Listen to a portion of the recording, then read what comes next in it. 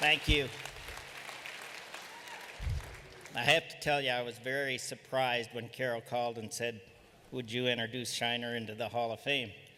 Being the great public speaker I am, and I've broken into a cold sweat a couple times today. But Shiner himself, he was probably one of the most fun horses you could ever have to train or ride. I was very fortunate to get him after Bob had pretty much done all the work on him. Bob Loomis, he'd done a great job getting him trained, and it just happened that horse fit me like a glove. We won the World Show, and it was against Boomer Nick, and that was a great honor. But yet it was, that horse made it fun to go show. He was just that kind of horse. His whole time that I showed him, he would go to my house in the mornings. I'd ride him that day and ride him the next morning. He would go home and breed, stay overnight at Carol's, and come back to my house. He had a busy time at that point. I don't really know what else to tell you, but when I was riding him, I'm thinking, I got a really good feeling this horse is going to be a great sire, and I have to say Shining Spark is it. I'd love to introduce Carol and Shining Spark to the Hall of Fame.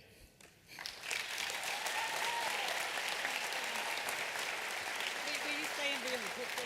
Yeah. Can I tell that story? Yes, you did. Okay. Is it okay? I have to say thank you also for giving me the last mare that I got to win Sturdy on. Should be all set. Is it set? Perfect. Okay. Thanks, Tim. Gosh, Tim McQuay is one of my mentors. He's one of my heroes. But I've got to tell you a funny story. The NRHA called me the 1st of June, and they said, Carol, we don't know who's going to introduce Shining Spark. Well, they had never contacted me to tell me somebody had to introduce Shining Spark.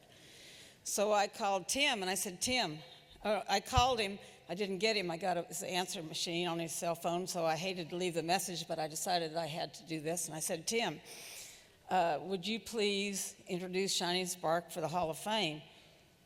And that's all I said, I guess, because he texted me right back and said, I'll be glad to. I'll call you later. I'm busy today. So last Saturday, this is Thursday, right? Last Saturday morning, I've been gone for 2 weeks. My mother was ill, and I was in Wyoming, and I called Tim last Saturday, knowing he was up here, knowing he was busy. And he answered right away and said, can I call you back? And I said, no, Tim, don't hang up the phone. Wherever you are, there you are. And I said, Tim, are you going to introduce Shining Spark? He said, yes, I'm going to have Cheryl, that meaning Cheryl Megatoe, write it up for me. I said, no, Tim, just speak from your heart. He said, well, no, he has to be nominated before he can be in the Hall of Fame. And I said, Tim. And then I realized he didn't know Shining Spark was being inducted tonight. And I said, but I didn't know what to say. So I said, Mandy's going to be inducted next Thursday night in the NRHA Hall of Fame. Is that right? And he said, yes. And I'm not going to give it away who's introducing her. But I said, now I know who's introducing her.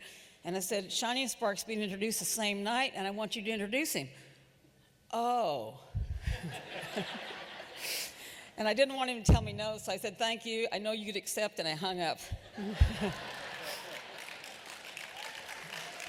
My wonderful friend, my mentor, my hero, Tim McQuay, thank you.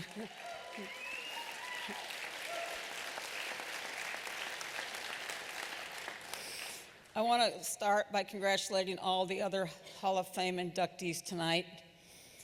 You're all my heroes, you're all wonderful. Sean, Mandy, Wimpy, Boomer Nick, Bob Kaiser. You guys are the greatest, and I'm honored to be with you. Shining Spark is the same age and showed with Boomer Nick, and so we have a special place in our hearts for Boomer Nick. I want to thank the NRHA Hall of Fame Committee for the honor of honoring Shining Spark tonight. It's a huge honor for all of us involved with Shining Spark. Tonight I want to start by introducing the guests at my tables. Tonight, my dear friends Carl and Vicki Lambert, my head trainer, Jay McLaughlin, and his wife, Wendy, and their children, Cutter and Ryder, my assistant ranch manager and office manager, Nikki Miller, my dear friend, the lady that keeps me going down the straight and narrow, Elise Blake, Dr. Joe Carter and his wife, Terry, and you know we all can't do without Dr. Carter, Cheryl Megato, one of my dearest friends in the world, and her friend, Philip Cody. Thank you all for being here. Glenn Gable was supposed to sit with us, but they put him to work back here, one of the greatest announcers of all time from Canada. Thanks for being here, Glenn. Sorry you couldn't sit with us.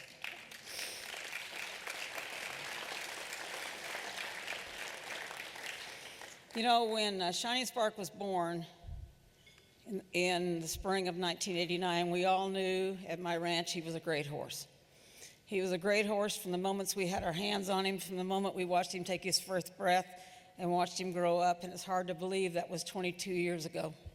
And here we are. You couldn't write a script and make it come out any better and any luckier than I've been with Shining Spark, and he's been lucky that we've been with him, and we've been so lucky that he's been with us.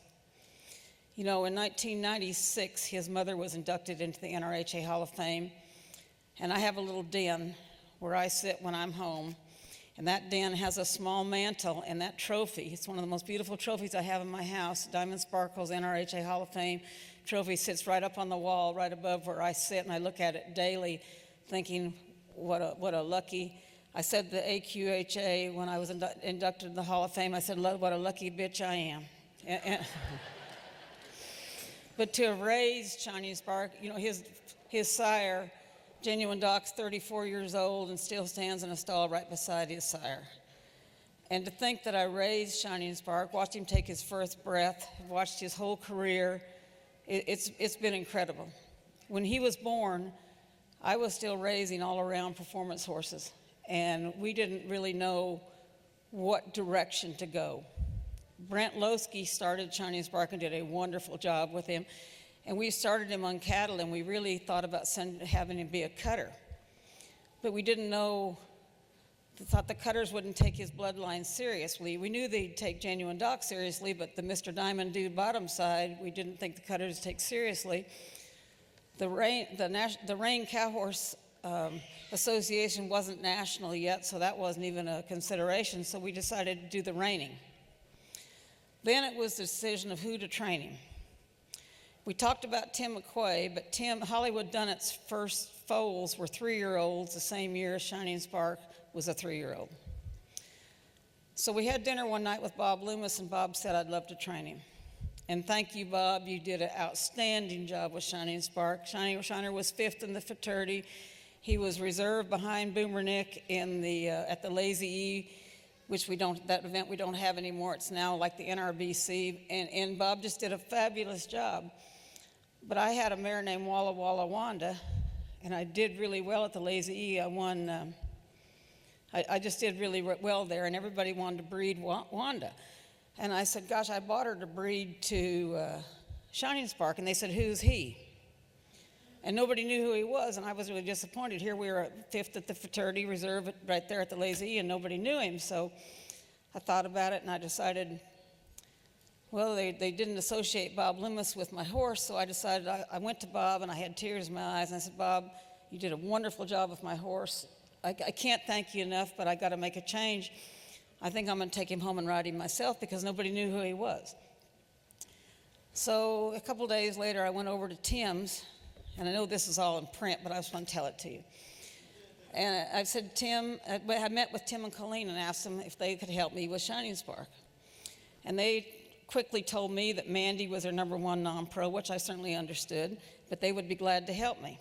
So we talked longer, and that very afternoon, I was in the arena, and it was indoors because it was raining, and I was riding Shiner, and Tim and Colleen showed up. Tim watched him a minute, and Tim said, let me ride him. The rest is history. And I just can't thank Tim and Colleen enough and for what they did for Shining Spark, and it was phenomenal. But you know, obviously we decided to do the reining, but proudly, as the screen also told you, Shining Spark is not only now being inducted into the NRHA Hall of Fame, he is also a $3 million sire in the NRCHA, that's the National Rank Cow Horse Association, and he has 33,399 AQHA points for his foals as of April 20th of this year.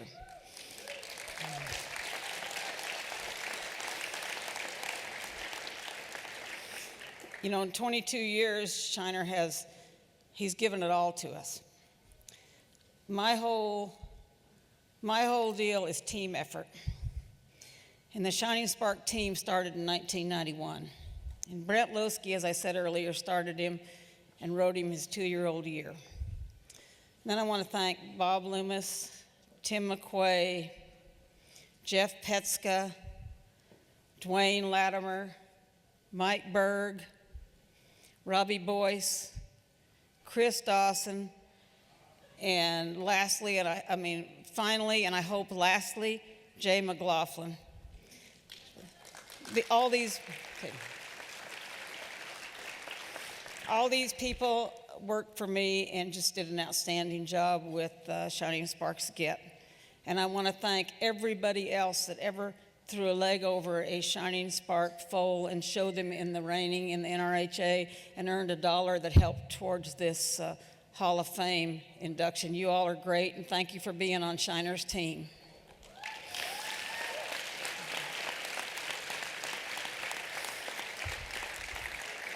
There are a few other people that I have to recognize tonight, and only one of them is here. As you all know, in 1999, Shining Spark got very sick, and we almost lost his fertility.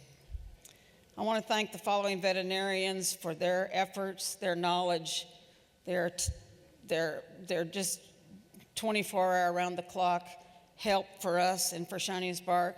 Dr. Dixon Varner from Texas A&M University, Dr. David Hartman, who handled Shining Spark for the first 19 years of his life in the breeding barn, Dr. Kurt Harris, and lastly, but certainly, probably most importantly, Dr. Joe Carter. Joe, would you please stand?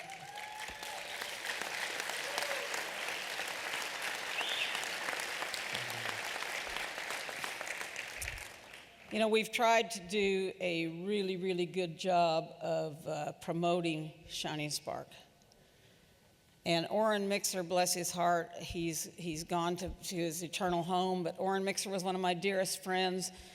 And we first started promoting Shining Spark, Orrin was the man. He took all his pictures. He showed me how to advertise. We'd spend many late nights meeting advertising deadlines, and he would drive all night to AQHA to get the ads in on time.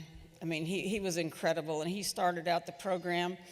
Then we turned it over to Cam Essick of Pacific Range, and Cam was unable to be here tonight, but Cam's done an outstanding job of the promotion of Shining Spark. Lately, in the last couple of years, thank you, Victoria Lambert, she's just done an outstanding job of promoting our program. There is a man that I know he is, this is harder for me. He was a wonderful friend. He was Shining Spark's farrier for 20 years, ladies and gentlemen. And tonight, Rich McDonald lost his life on the 26th of March. I was out of the country of this year.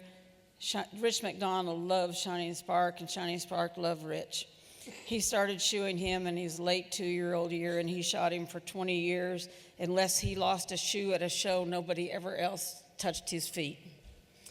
And I can't say enough about Rich. And I know Rich is watching tonight. I know you all knew Rich, and he was part of Shiner's family and part of the just unbelievable what he did for Shining Spark.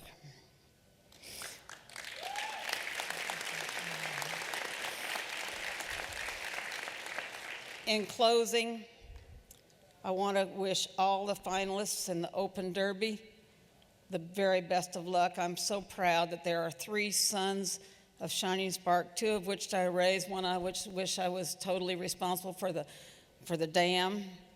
And there are 5 horses in the finals out of daughters of Shining Spark. And the mathematicians at my table tell me that's 30% of the open finalists. And I just want to wish everybody best of luck, and all of you that are not riding Shiny Sparks, good luck anyway, and thank you very much. Very good.